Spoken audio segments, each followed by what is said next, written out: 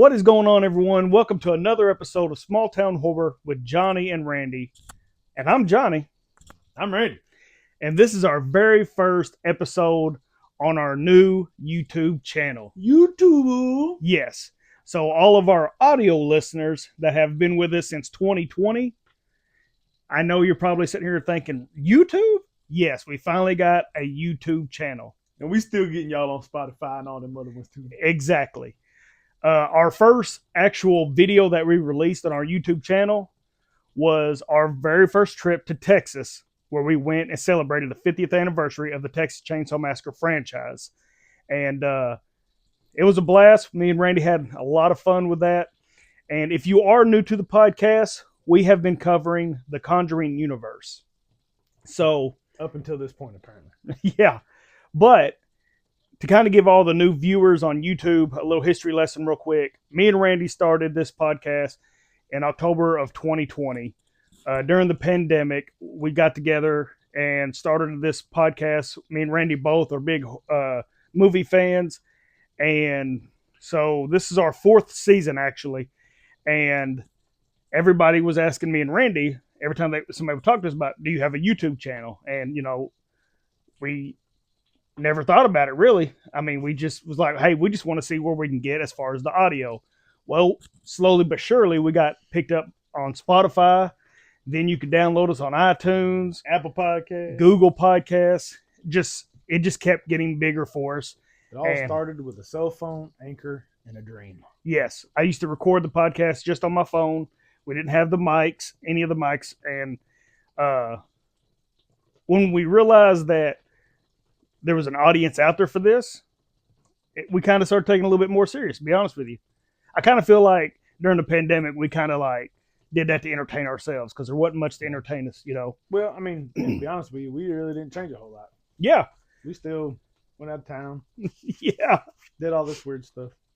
But like I said, if you are new to the podcast, what we do on this podcast is we watch horror films of all the horror genre, whether it's slasher, whether it's paranormal horror, gore, thriller, psychological.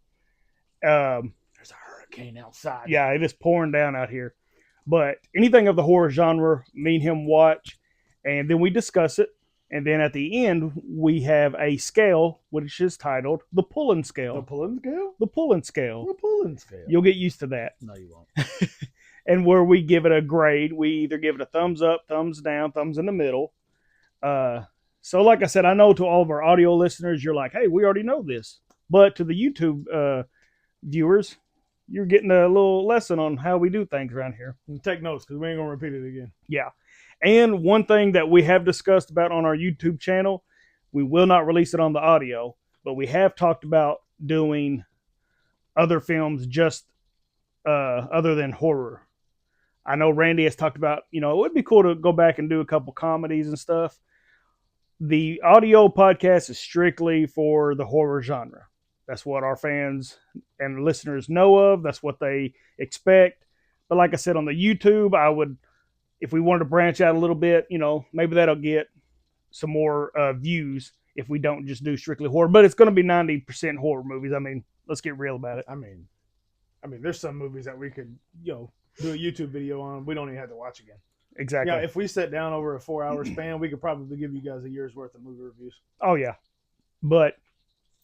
And real quick, before we get into the actual episode, we love hearing suggestions. We've actually done a few episodes on our audio podcast where people has hit us up on Instagram and said, hey, we'd love to hear this, or I'd love to hear your take on this movie, or can I suggest a movie? Because there's a lot of movies that me and Randy have not heard of that we ended up watching, and some are good, some are some are bad, But at least on YouTube, you can leave your comments in the comment section. Let us know what you're thinking about the podcast, what you're thinking of our videos. And if you have any suggestions, always leave them, man. So yeah, we definitely want to know what you think. Yeah. But then again, if it's bad, keep it to yourself. I'm just kidding. Just joking. But with that being said, I just want to welcome everybody to our podcast. Welcome to our channel. And Thanks for tuning in. We'll see you next time. yeah, so as far as we can, no, but thank you for tuning in for real. So, Randy, I guess it's time to actually get into the episode. And what's the name of the movie again? It is The Curse of La Llorona. Nah, I knew you was gonna do it. That's why I wanted you to say it. What is it? The Curse of La Llorona. La Llorona. And I got Mexican blood in me. That's what's sad about it. No, it doesn't. He just eats tacos. That's you, buddy. Yeah, that's true. But that is true. Anyway, we are doing the Conjuring universe, and I know that there's mixed emotions about the film, that it doesn't belong in the Conjuring universe. Why is it in there? But when me and Randy decided to start doing this, we looked it up, and this just happened to be in there. And it's all pretty much around the priest is the only connection that it has with the Conjuring universe. But I will say, before we give our rating and talk about if we liked it or didn't, I'm glad that we did give it a chance, though. I will say that my final opinion on whether or not it belongs in the universe is a no. Yeah. But it's not based off of the movie. It's based off of little details and tea that I've gotten from looking into the movie. So I'll get into that a little bit later. Okay. All right, Randy, you got that summary? Man, you know I always got that summary. Let me hear it. Let me get you to it. Tip of the tongue and the teeth, the lips. Ignoring the eerie warning of a troubled mother suspected of child endangerment, a social worker and her own small children are soon drawn into a frightening supernatural realm. Their only hope to survive La Llorona's deadly wrath may be a delusioned priest and the mysticism he practices to keep evil at bay on the fringes where fear and faith collide. Dun, dun, dun. Da-da-dum. That's a pretty good summary, man. That is a good summary. Yeah. You know, the summaries are hit and miss sometimes, but that was a good one. Yeah, sometimes it's like, we could have wrote a better one than that, you know. Probably. Except it would have been more comical. You got that cast? Man, I got some cast for you. Some cast. Man, read us some cast, Listen, man. Let me get you some cast in here. All right, so we have Linda Cardinelli. I believe is how you say the name. If not, I apologize. Plays Anna. Janie Lynn Kinchin plays Samantha. Roman Christou plays Chris. Marisol Ramirez is La Llorona. Raymond Cruz plays Rafael Oliveira. We have Patricia Velasquez playing Patricia. Oliver Alexander plays Carlos, which was Patricia's son. He was, I believe, the oldest? I don't remember. Sean Patrick Thomas plays Detective Cooper. And then we have Tommy Amendola plays Father Perez. Mm-hmm. And that's really the important ones. Right on. Well, The Curse of La Llorona is It's gonna be all night. It's gonna happen all night. Yeah. All night long. Matter of fact, I'm gonna start a timer. All right, here we go. Let's see. Oh, timer. Go. All right. The film is rated R. It came out in 2019, and it is categorized as horror mystery, and it is 1 hour and 34 minutes long. Let's see here. IMDb scored it a 5.3 out of a 10, and Rotten Tomatoes gave it a 28%. And the more you watch our channel and listen to our podcast, you will know that we don't agree with. Half the time, if Rotten Tomatoes is low, it's a pretty good movie. If Rotten Tomatoes is high, it probably sucks. And the film was directed by Michael Chaves. All right. And the budget for the film was $9 million. That's it? That's it. The box office, it made $123.1 million. So it definitely made its money. And then some. Yeah. So, I mean, it did, man. It did pretty good. Yeah, it did. For all the backlash it's been getting. See, and I have never even heard about it, dude. I remember seeing the cover because the first thing that always pops in my head when I see the cover of this one is Mama. Really? The cover reminds me of Mama. And it's not that the cover looks the same, because the cover of Mama is just the mother's hand and the little girl just looking at the thing. Oh, yeah. I don't know if it's just the dress and the two kids that make me think of Mama, but every time I see it. I remember when it first came out, I thought, well, maybe this is like the Hispanic version of Mama or something. Yeah, I had no idea that it was even connected at all to the Conjuring. I didn't either. So I didn't until we started talking about doing the Conjuring universe, and I think you're the one that actually brought it up. Yeah. But first off, I've got to say, with as much negativity that I have heard about the film, I will go on record and say that I actually enjoyed the film. Um, I will even dare say I liked it better than Annabelle Comes Home. And I do. Okay. Okay. The movie is an hour and I think 34 minutes long. And I feel like that is the perfect time, perfect amount enough for this film. I feel like they gave enough backstory and uh, I don't know. I feel like the pacing was very well in the film. A lot of films like this, you always run into, which we did in the film, but I don't feel like it drug out. Is where when the haunting begins, it's always just a camera shot of the victim, like the mother, Anne or something, walking around the house and all this stuff. But they made it enough to where there's a few times I actually got chills watching it because, like I said, I've never seen it. They did really good on the camera work. Yes, I will say that 100% for sure. Because there was a lot of really good camera shots. One in particular that pops in my head is when Sam is outside when it's been raining. She's got her umbrella. She notices something, so she turns around, walks towards the pool. She puts her umbrella up, and it's one of those see-through little parasol-looking umbrellas. yeah. And she pulls it when like she that. opens it up like this. La Llorona you can see her La Llorona by the pool through it. Yes, And then when she lifts it up, La Llorona's gone. yeah, And it was just a really cool shot. But it was a quick little maybe a second and a half. yeah. It So wasn't very long. But you could tell clearly what it was. But yeah, there Well, was a lot of cool shots like that. well, I like when they made her a mystery, Mm-hmm. but they showed her face enough to make you go, "Oh, that's cool." Yeah. But if you notice when they showed it, it was always dim lit, and if they did show it in a scene, like okay, when she saw her reflection in the mirror, they didn't pander on it and they didn't stay in it very long. Yeah. And they still had enough creepiness to it. It wasn't until the end of the movie where they gave La Llorona's face a lot more screen time. Yeah. Because they really focused on her face closer to the end of the movie. Right. They weren't afraid to show you her face, which is one thing I'll say is they weren't afraid to let it be known what she looked like. Right. But it wasn't until the end of the movie where they gave you up close, clear shots of her face and what she looked like. Right. Before she became La Llorona, and then after she became La Llorona. Yeah.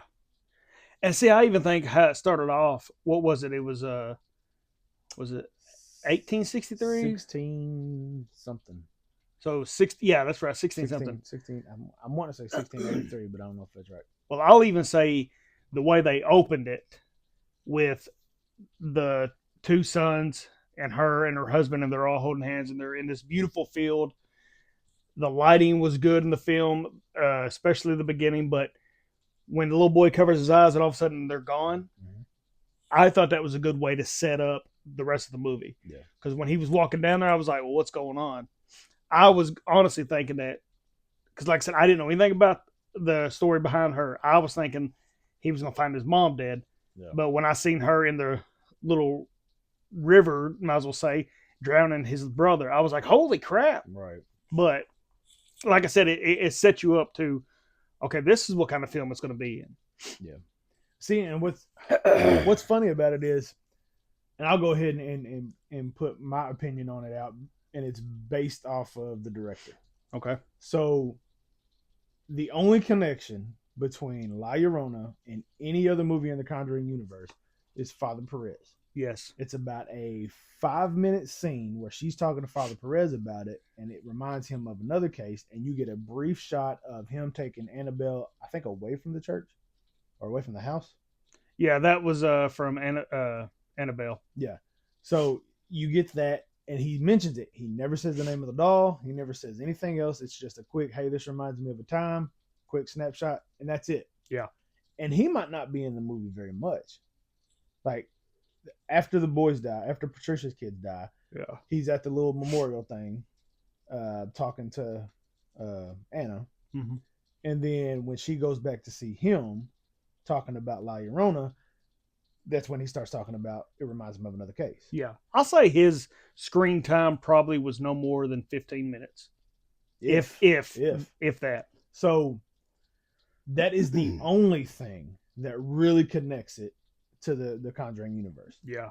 So one of the things that I read, and this is actually it's off of IMDb in case you want to check it out.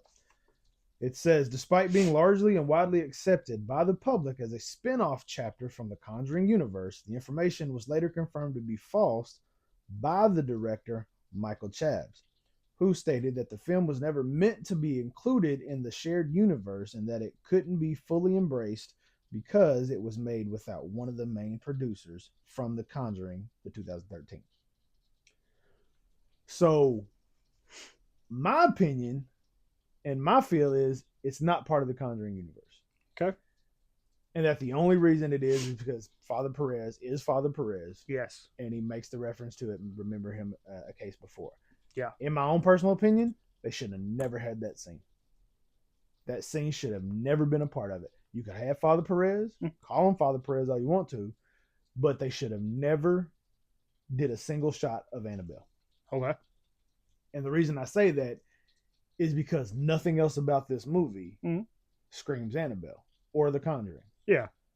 Unless they were to take a completely different spin on La Llorona. Yeah. And make it that she was possessed by the witch from The Conjuring.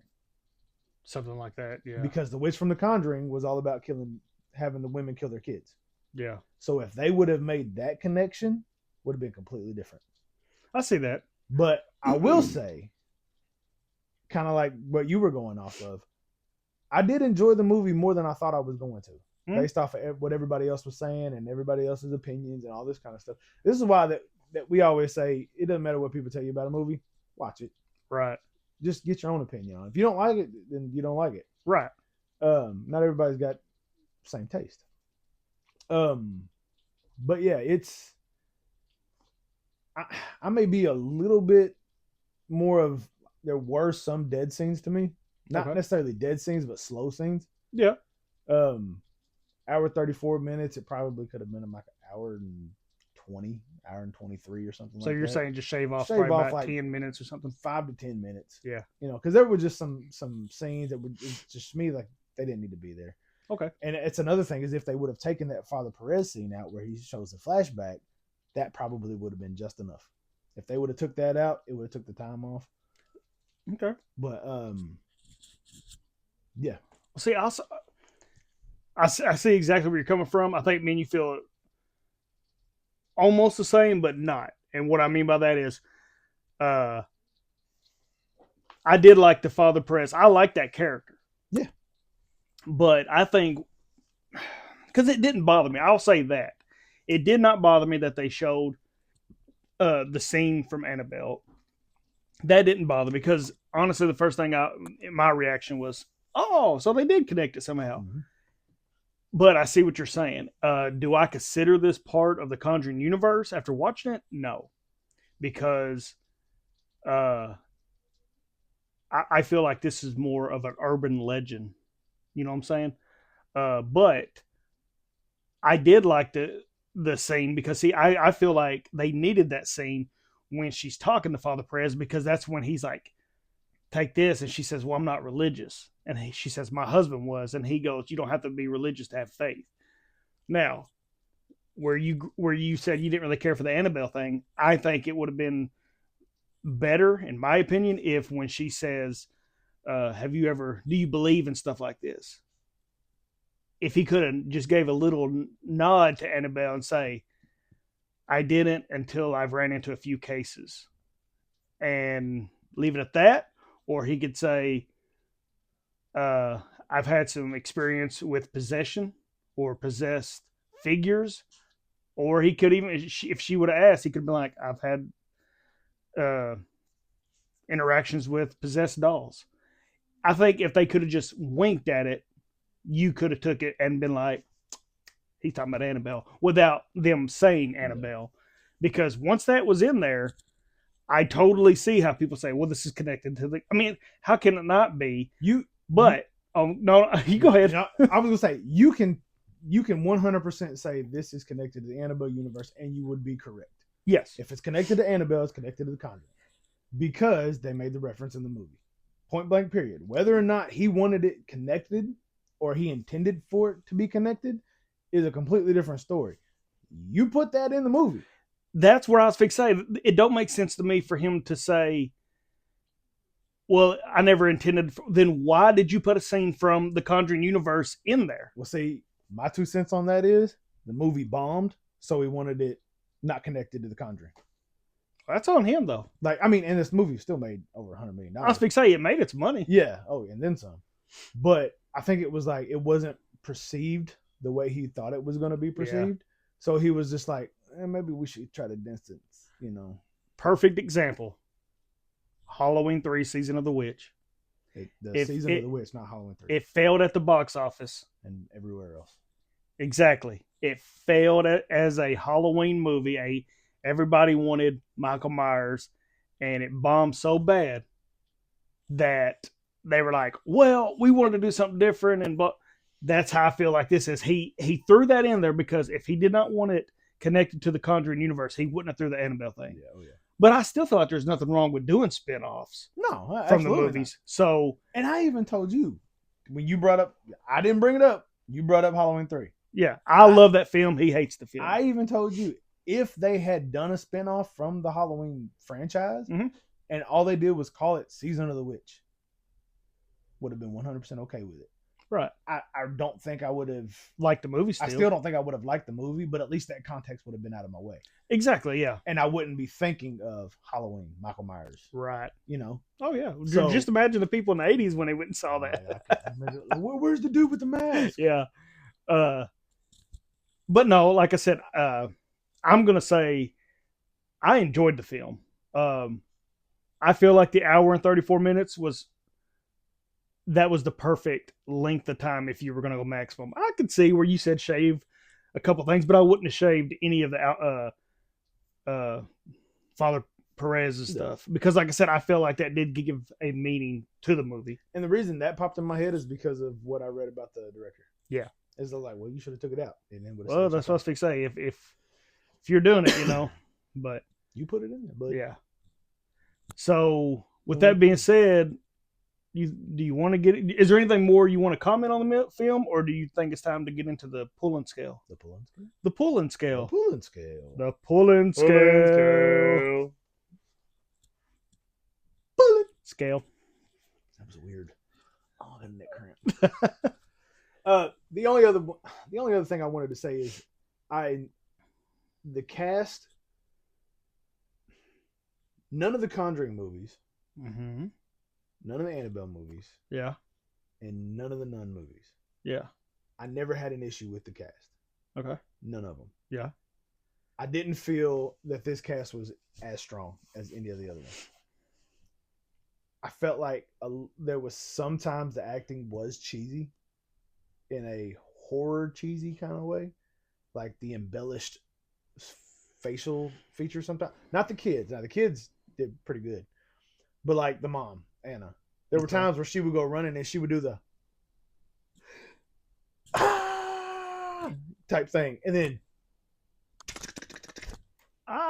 you know what I mean? It's like the Scooby-Doo thing. Yeah. Like I expected there to be dust from her feet. And her feet doing like this.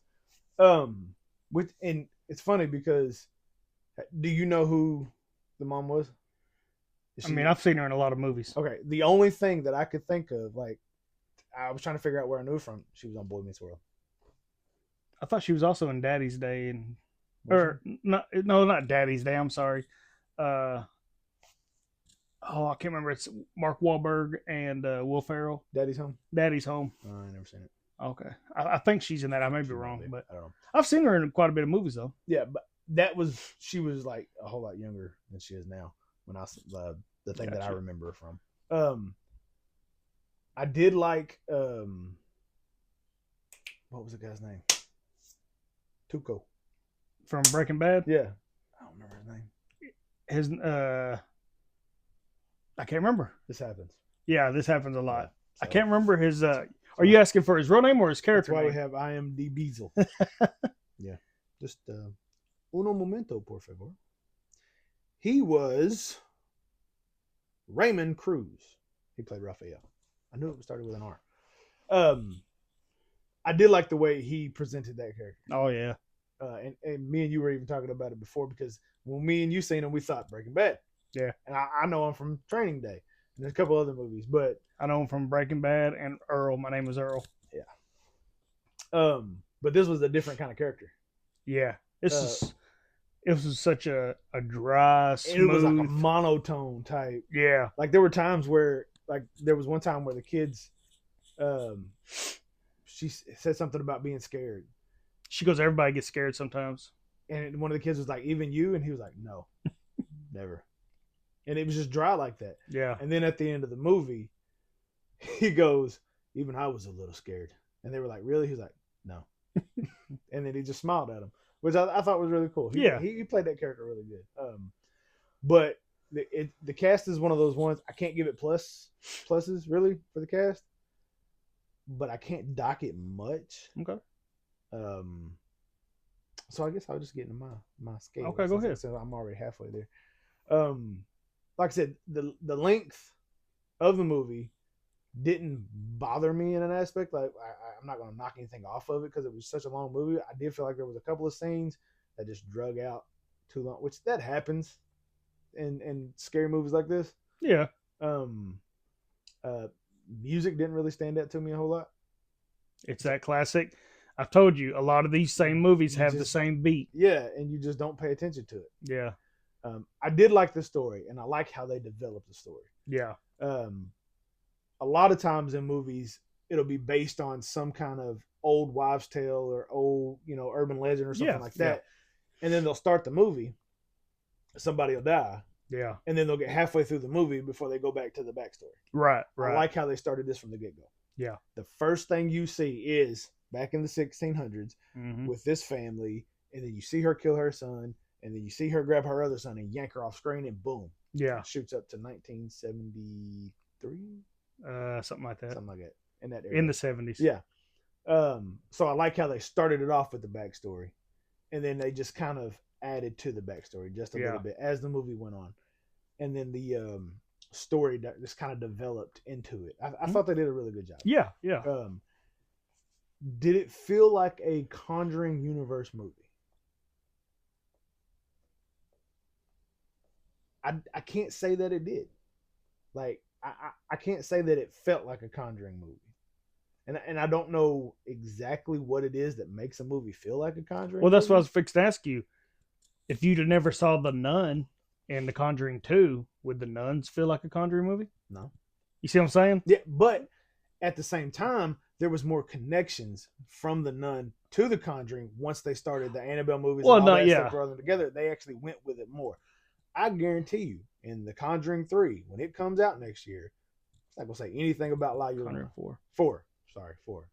Oh, no, I'm sure they're not going to. But I was just saying, I think that's what it is, though. If they would have just strictly stuck with The Conjuring 2, when you see The Nun that couple times, you'd probably been like, But they tied that in exactly with other characters. Yeah. And it wasn't just the nun. It was Frenchie and the nuns from was it Romania? Mm-hmm. It was all of them. It was that setting. They tied everything in together. Right. It wasn't just, hey, here's a 5-minute quick scene with a priest. Yeah. Yeah. You know what I mean? Yeah. So in my eyes, it didn't feel like a Conjuring movie. Mm-hmm. I'm going to say it doesn't belong in the Conjuring universe. Okay. But if you were to tell me that's how you feel, I'm like, you're not wrong.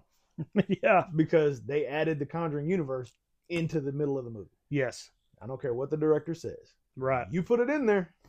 You approved it. It's in there. Yeah. And the reason I say it doesn't belong is because it didn't feel like it belonged. Right. So on my pulling scale, I am going to give it a thumbs up.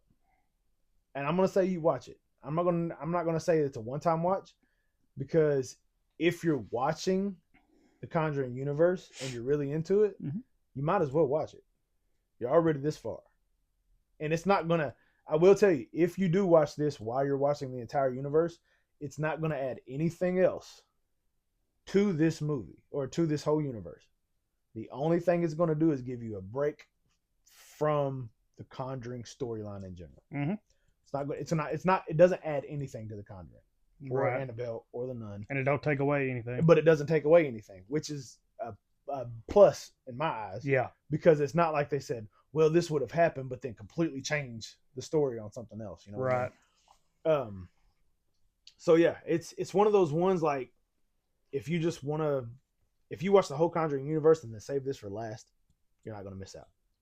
It's not going to break in the action or anything like that. Right. But I'm gonna give it a thumbs up. Watch it. If you like the whole universe and you want to add that entire collection, add it to your collection. It's not one of those movies that's just terrible to watch. Right. It's not a movie that I would probably watch all the time. And if I was to ever sit down and watch the whole universe over again, I'd probably skip it because the story of that entire universe matters to me personally. Yeah. As far as watching the movie. So I would probably skip it. But if I was watching the whole universe with somebody else and they wanted to go ahead and watch it, I could sit down and watch it. It's not going to bother me too. Right. So yeah, I'm going to give it that thumbs up. Add it to your collection if you like it, want the whole collection. And I'm going to give it a, it's like a borderline C plus B minus. What? It's like, can I give it a C plus plus? Nope. Darn it. I'm gonna give it a B minus. Okay. Right on. I'm gonna give it a B minus. Well, as far as my ranking, I'll say that I enjoyed the film. I did think the acting was good, but there was sometimes I did notice that where the facial expressions a little bit in certain scenes, and it was mainly the first time I noticed it was when the mom seen Llorona in her daughter's room. Yep. And she did the like, I will say that I did notice that. I think the little boy's facial expressions, her son was really good. He was really good. Yeah. But one thing that kind of was like made me go, really, was you mean the two kids that seen all that crap go down and wouldn't even tell their parents what they saw. I didn't like that crap. Like, it was like, come on, man. In the middle of the movie, kids are stupid in scary movies. But overall, I did like the characters. The music didn't stand out to me, but like I said, it kept my interest enough to where I wanted to see what was going to happen. And I like films like this. Like me and him talked about, I love Mama. I think Mama's a really good movie. Doesn't get enough love. It doesn't, but I will give it a thumbs up. I enjoyed it. I don't have it in my collection. I collect DVDs, Blu-rays, whatever, and I even buy them on digital. I will end up buying it on Vudu, and I will probably buy it on Blu-ray whenever I get a chance. I'm like Randy. It doesn't add to the Conjuring universe, but it doesn't take anything away. So I'm not going to rank it as a Conjuring movie. I will say, go out and add this movie to your collection if you like the lore of a backstory, paranormal folk tale. If that is the kind of movies that you like, I will say definitely add it to your collection. If you don't like films like that, you just may, I like a little bit of the ghost thing, then I'll say stream it and watch it. But I do think it's more than a one-time watch. It is not going to be one of them films. I think it'll be just like Mama. It may be something that I watch once a year, maybe every other year. It's just one of those, but it will be one of the movies where if somebody was like, man, what's this? Oh, you ain't seen it? Well, sit down, we'll watch it. It's an hour and a half, So my ranking is thumbs up. I recommend you to add it to your collection, and I'm going to give it a B. So you said if somebody come up and you said, what's this? Oh, you never seen it? Let's watch it. You'd watch it. Yeah. Would you be on your phone the whole time? Would I be on my phone the whole time? While they were watching? I'm not really one of them people that get on my phone during movies. I've seen you do it.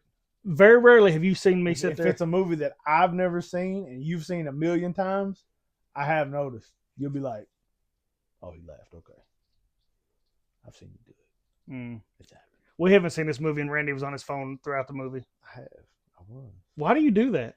I was looking up stuff on the movie. Mm-hmm. I'll have IMDb up, and But IMDb, and this is what I like about it so much.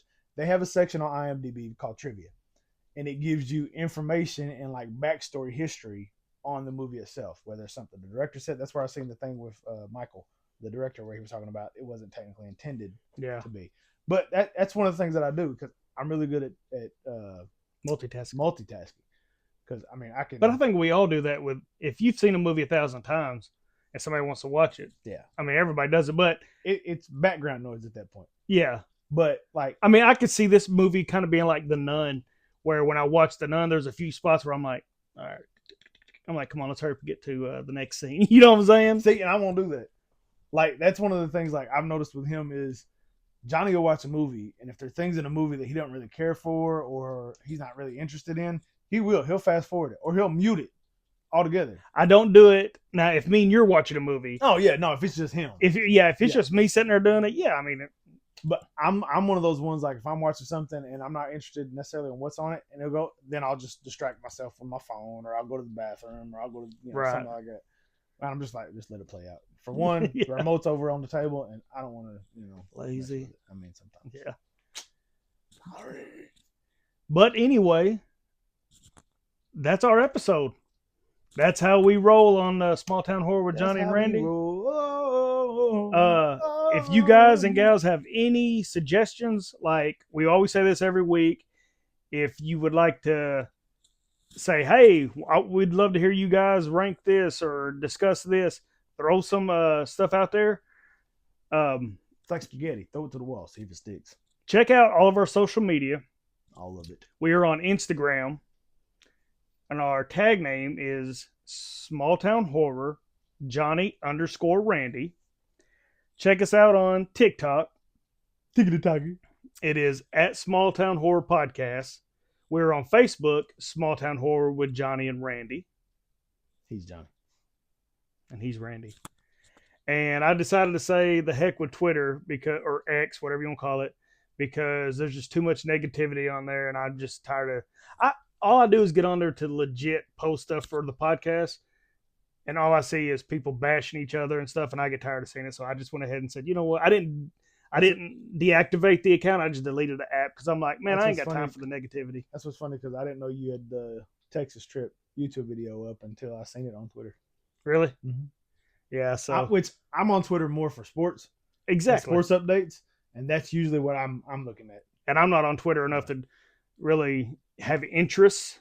So every time I get on there, it's just political BS or these people fighting, and I'm just like, you know what? I don't want to see how dumb America and other places are sometimes. Mm-hmm. I mean, we should be proud of what we have. But anyway, get off that. Anyway, yeah. So be sure to check us out, and you can go on all of our stuff. We have a link to all of our past episodes if you want to check us out. Start from the beginning. Yeah, and I will say, if you go to the very beginning, it's rough. October 2020, our first ever episode is on Halloween. Good Lord, John Carpenter's Halloween, and then we do Rob Zombie's Halloween. We compare them. I will say, the first few episodes, you can tell we're just getting our feet wet. We really don't know how to really roll. Or I think we were doing a 5-star scale when we first started. We're doing it on a 5-star scale. Then we went to 10, like 1 out of 10. Yeah, and then my buddy, the Pullen man, my buddy David Pullen. Shout out David Pullen. Yes, he's the one that got a hold of us and was like, "Hey, why don't you do a thumbs up, thumbs down, thumbs in the middle, and give it a grade instead of just saying 9 stars, 7?" And I was like, "We'll try it." And so far, everybody's dug it. I think he just wanted us to change it, so I changed my grade on Black Christmas. Not gonna happen. But terrible. Leave us a comment. Tell us what you think about our first actual video episode, if you're digging it. And check out our Texas trip, man. It was a blast. We had a great time. And me and Randy looking forward to doing another trip like that. Not anytime soon. We're just... It was a long drive. It was. Next time we flying. 12 hours later. Yeah, we're flying next time. But As always, we appreciate you guys and gals checking us out. And remember to always stay scared. Stay spooky.